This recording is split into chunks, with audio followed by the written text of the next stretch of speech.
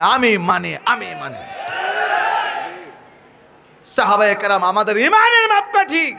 পবিত্র কোরআনে আল্লাহ ঘোষণা দেয়া দিয়েছেন, ঈমানদার যদি হতে হয়, খাঁটি ঈমানদার যদি হতে হয়, আমিনু কামা আমানান নাস, আমার সাহাবীরা যেভাবে ঈমান এনেছে ওইভাবে ঈমান আনলে কবুল, অন্যভাবে ঈমান আনলে কবুল না। বলেন কোরআন আমরা বেশি বুঝি না সাহাবীরা? একজন মহিলা সাহাবী যেই পরিমাণ কোরআন বোঝেন, আমরা সব রেজাল্ট দিলে হইতো না। কথা কয় না? হযরত আয়েশা সিদ্দিকা রাদিয়াল্লাহু তাআলা আনহা কত বড় ফাকিহা। হজের একটা মাসআলা নিয়ে ইখতিলাফ হয়ে গেছে সাহাবীদের মাঝে। আমি তো কাটকুট্টা মানুষ, আপনারা অসুবিধা হইতেছে? শুন নাই,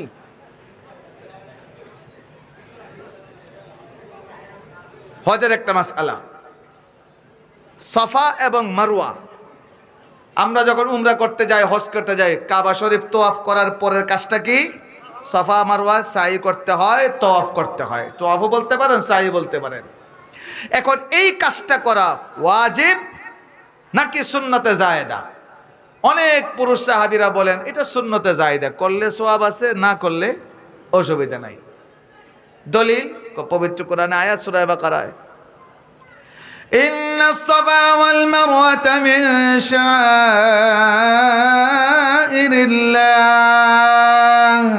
فمن حج البيت أو اعتمر فلا جناح عليه أن يطوف بهما।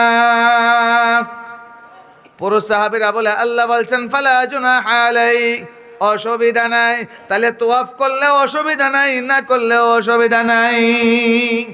এই জন্য বেশ কিছু পুরুষ সাহাবী বললেন যে তাহলে তওয়াফ করার স্বাধীনতা আছে, সাফা মারওয়া তওয়াফ করলে সওয়াব আছে, না করলে অসুবিধা নাই। কিন্তু হযরত আয়েশা সিদ্দিকা রাদিয়াল্লাহু তাআলা আনহা, উনার কাছে যখন খবর গেল, আয়েশা বলেন সাফা মারওয়া তওয়াফ করা ওয়াজিব, করতে হবে, না করলে রক্ত দিয়ে জরিমানা দিতে হবে। এই সাহাবীরা কোন আপনার দলিল? ওনাদের তো দলিল আছে। আয়েশা বলেন আমার কাছেও দলিল আছে। কই দলিল আছে? কোরআনের আয়াত। পড়েন তো দেখি কোন দলিল। অবাক করা বিষয়, হে সাহাবীরার যে আয়াত, আয়েশারও একই আয়াত। এখন হযরত আয়েশা পড়েন, কেন তোমরা কি পড়ো না কোরআনে আল্লাহ কি কইছে? ইন্নাস সাফা ওয়াল মারওয়াতা মিন শাআইরিল্লাহ ফামান হাজ্জাল বাইতা আও ইয়াতামারা ফালা জুনাহা আলাইহি আন ইয়াতাওয়াফা বিহিমা। পুরুষ সাহাবীরা এখন তা আমরাও তো এই আয়াত দিয়ে দলিল দিতাছি। আয়েশা কোন আমারও তো দলিল এটা। এখন সাহাবীরা বলেন হ্যাঁ আয়েশা আপনি দেখেন না আল্লাহ কি বলছে? আল্লাহ তো বলছে ফালা জুনাহা, অসুবিধা নাই। আয়েশা বলেন আপনারা খালি একটা অংশ দেখছেন, আর একটা অংশ দেখছেনই না। সুবহানাল্লাহ কয় না? আল্লাহ তো বলছেন ফালা জুনাহা আলাইহি আন ইয়াতাওয়াফা বিহিমা। শুনে রাখেন, যদি তওয়াফ করার স্বাধীনতা থাকতো তাহলে আল্লাহ একটা লা বাড়াইতেন। আল্লাহ বলতেন ফালা জুনাহা আলাইহি আল্লা ইয়াতাওয়াফা বিহিমা, যে তওয়াফ না করলে অসুবিধা নাই। আল্লাহ কইছেন তওয়াফ করলে অসুবিধা নাই, না করলে অসুবিধা নাই, এই কথা আল্লাহ কইছেন না। তাহলে বোঝা গেল না করলে অসুবিধা আছে। সুবহানাল্লাহ কয় না? আয়েশা যখন বললেন তখন পুরুষ সাহাবীরা কোন আমরারটা ঠিক আছে না, আয়েশারটাই ঠিক। আমার কথা কয় না? আরে জোরে কোন কথার লাইন জানি কোনান্দে যাইতেছে। আচ্ছা আইমুনে ঘুরে ঘুরে ওয়াজ আলে খালি ওয়াজ হবই নি, মানুষ মার্কেটে ঘুরে না একটু বেরিয়ে তো এবারে মার্কেটে ওয়াজের মার্কেট। বাবা রে বাবা, পাওয়ার কত মহিলারা। মুহতারাম হাজরিন, এখন দেখেন হযরত উমর বলছেন দেখি আমি কোরআন ধরি। উমরের বোন ফাতেমা বলেন অসম্ভব, হাত দিও না। কেন? তোমরা কোরআন করতে পারো, আমার কি কোরআন ধরার অধিকার নাই? ফাতেমা বলেন না, ইন্নামাল মুশরিকুনা নাজাস, মুশরিকরা নাপাক থাকে, তুমি নাপাক, নাপাক অবস্থায় কোরআন ধরা যায় না। তাহলে আল্লাহর নবীর সাহাবী উমরের বোন ফাতেমা বলেন ওযু ছাড়া কোরআন ধরা যায় না। হে কুষ্টিয়াতে কল্লাবাড়ি করে ওযু ছাড়া কোরআন ধরা যায়? নিঃসন্দেহে সাহাবা বিদ্বেষী। আর জোরে কান, সাহাবা বিদ্বেষী, সাহাবা বিদ্বেষী। অতি উদার হলে চলবে না, আকীদার সাথে আপোষ চলতে পারে না। জোরে বলেন ঠিক না বেঠিক? তুমি যত সুন্দর পাগড়ি মাথায় দিয়ে আসো, যত সুন্দর দাড়ি নিয়ে আসো, যত সুন্দর ভাষায় কথা বলো, তুমি বাংলার মাঝখান দিয়ে আবার মাঝে মাঝে ইংলিশ মারো, আওয়ার প্রফেট স্কলার, যত সুন্দর করে কথা কও, আকীদা যদি ঠিক না থাকে তোমার মধুর কথায় আমাদের ঈমান বিক্রি করতে পারবো না। আর জোরে কান বলেন আমরা কোরআন বেশি বুঝি না সাহাবীরা বেশি বুঝেন? আর যারা বলেন সাহাবীরা বেশি বুঝেন না আমরা বেশি বুঝি? এখন সাহাবিয়া হযরত ফাতেমা তার ভাইকে বলছে না ওযু ছাড়া কোরআন ধরা যায় না। এখন আপনারা কোন ওযু ছাড়া কোরআন ধরা যাবে? যারা সাহাবা বিদ্বেষী এরা কেউ ধরা যায়? আমরা সাহাবা বিদ্বেষী না সাহাবীর পাগল? আরে কথা কয় না। আরে সুসংবাদ আছে, আল্লাহ কোরআনে বলে দিয়েছেন যারা সাহাবীর পাগল হয় আল্লাহ বলেন এদের জন্য জান্নাত। মুহতারাম হাজিরিন, এখন হযরত উমর রাদিয়াল্লাহু তাআলা আনহু তাইলে কেমনে ওযু করন লাগে আমি তো চিনি না, আমার দেহা নরম হইতাছে নি গুরায় কাটা। হ্যাঁ কথা কয় না, কাটা গুরা ইয়া মুসাররিফাল কুলুব সাররিফ কুলুবানা আলা তাআতিক। নবী দুয়াই শিখাই দিয়েছেন, হে কলবের পরিবর্তনকারী নিয়ন্ত্রণকারী, আমাদের কলবটাকে আপনার আনুগত্যে পরিবর্তন করে দেন, ঘুরাইয়া দেন। এখন উমর বলেন আমার দেহাও কেমন ওযু করন লাগবো? ফাতেমা দেখাই দিয়েছেন হযরত উমর ওযু করছেন, তখন কিন্তু 30 পারা কোরআন একসাথে ছিল না, আলাদা আলাদা চামড়ার টুকরায়, কাঠের টুকরায়, বিভিন্ন জায়গায় আলাদা আলাদা সূরা, কিছু আয়াত, এইভাবে সাহাবায়ে কেরামের কাছে থাকতো। এখন হযরত উমর রাদিয়াল্লাহু তাআলা আনহু যে চামড়ার টুকরা বা কাঠের টুকরা হয়তো লেখা ছিল, সামনে আইছে এটা সূরা তাহা। এখন একটু পিছনে একটা মনে করেন, নাইলে আবার বুঝবেন না। উমর রাদিয়াল্লাহু বাড়ির থেকে বাইরে ছিলেন কি উদ্দেশ্যে? কথা কয় না, কি উদ্দেশ্যে বাইরে ছিলেন? নবীরে মারবার লাগে। তো নবীরে যে মারার ইচ্ছা করে, হ্যাঁ ছোট মোটো মারার কেসের আসামি না, বড়। এখন হযরত উমরের সামনে সূরা বাইরেছে, সূরা তাহা।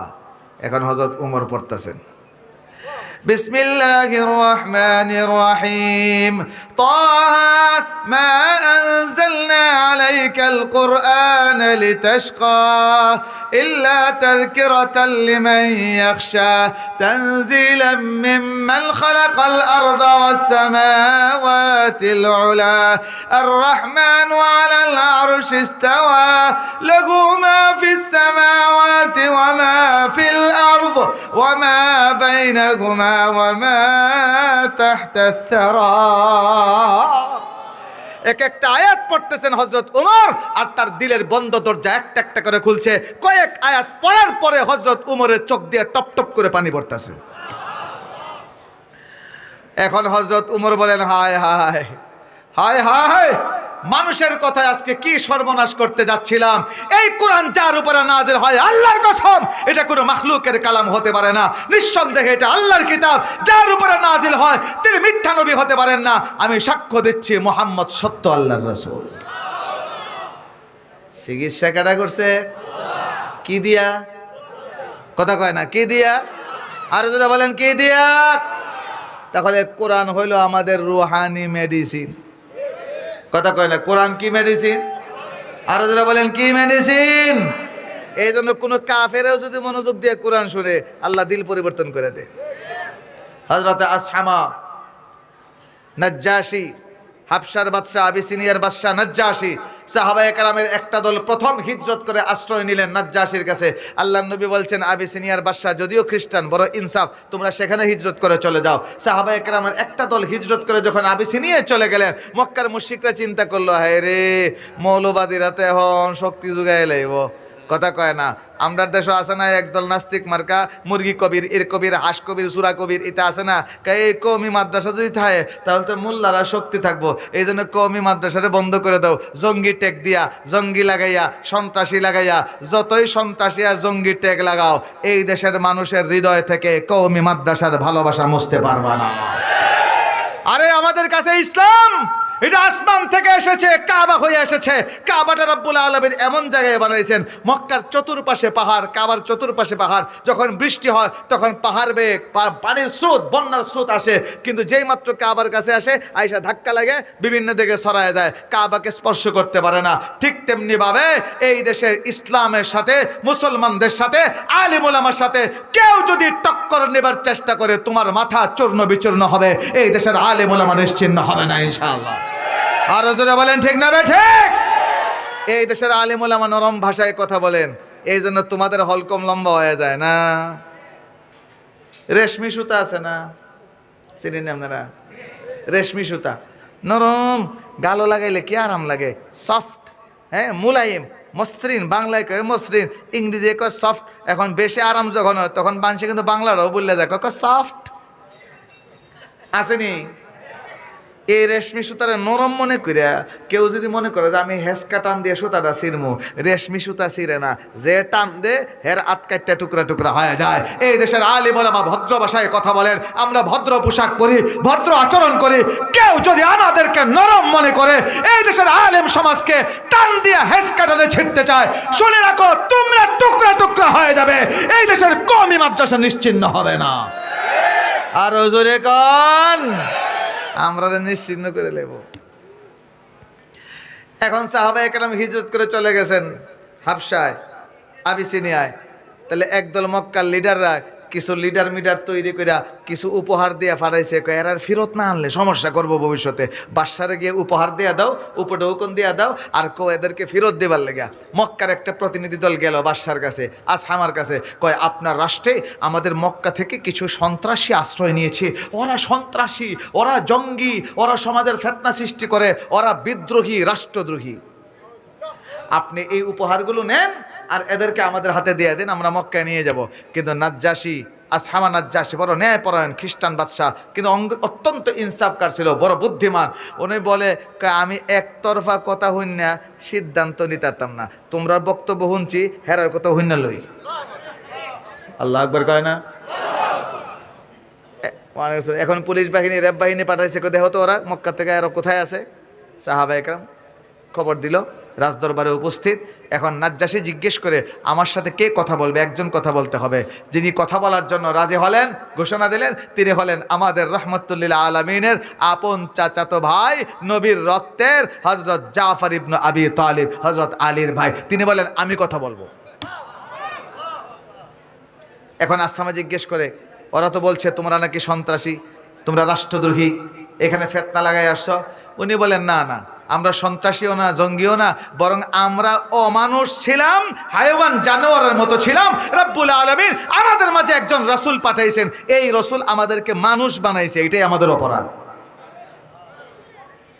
এরপরে এক কথা দুই কথা বিভিন্ন কথা, যখন এই রাসূলের নাম কি, বলেন মুহাম্মদ ইবনে আব্দুল্লাহ। এখন আসহামা চিন্তা করে, কারণ আসহামা খ্রিস্টান, ইঞ্জিল কিতাব পড়ে, ইঞ্জিল কিতাবে আমাদের নবীর কথা বিস্তারিত আলোচনা আছে, সাহাবীর কথা শুনে শুনে ইঞ্জিল কিতাবের সাথে মিলায়।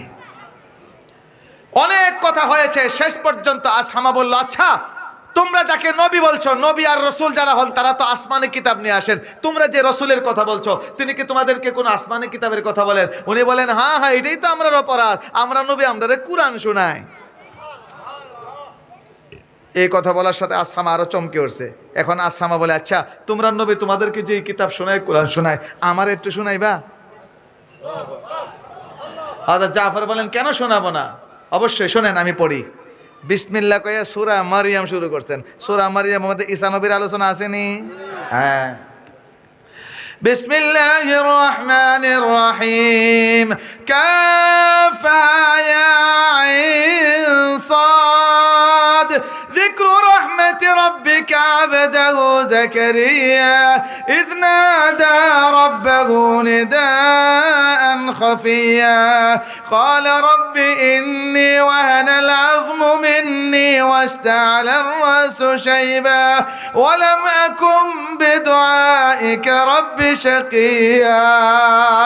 হযরত জাফর কোরআন পড়েন, আসহামার চোখ দিয়ে টপ টপ করে পানি পড়তেছে। অথচ আসহামা আরবি ভাষা বুঝেই না, তার ভাষা ভিন্ন। কিন্তু সাহাবী যখন আরবিতে কোরআন পড়তেছেন, জাফর কোরআন তেলাওয়াত শুই না, এখন আসহামার চোখ দিয়ে টপ টপ করে পানি পড়ে। কারণ কোরআনটা কোথায় আঘাত করে? হৃদয়ে, হৃদয়ে, হৃদয়ে। অর্থ না বুঝলেও সমস্যা হয় না। লন্ডনে 1992 বা 93